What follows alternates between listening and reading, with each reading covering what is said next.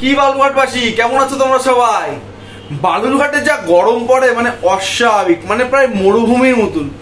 তো আমরা তো দেখো বেসিক্যালি প্রচন্ড গরিব মানুষ, আমাদের কাছে অত টাকা নেই যে আমরা এসি কিনে বাড়িতে লাগাবো, আর আমার কাছে তো একদমই নেই সত্যি বলতে। তো গরম পড়লে আমরা কি করি?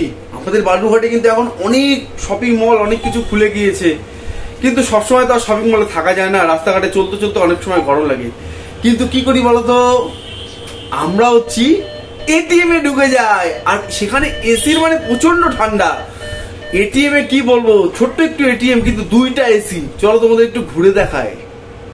তো এই দেখো, ভোল্টাসের একটি নয় দুইটি এসি এটিএম এ। আর এই হচ্ছে দেখো এটিএম, বুঝলে? তো ব্যাংকে তো আমার তেমন কোনো টাকা নেই সত্যি কথা বলতে। ওই এটিএম এ ঢুকায় কার্ডটা একটু কিছুক্ষণ রেখে দিই, আর এসির হাওয়া 5-10 মিনিট খেয়ে নিই। গরম থেকে কিছুটা একটু স্বস্তি পাওয়া যায় বলো।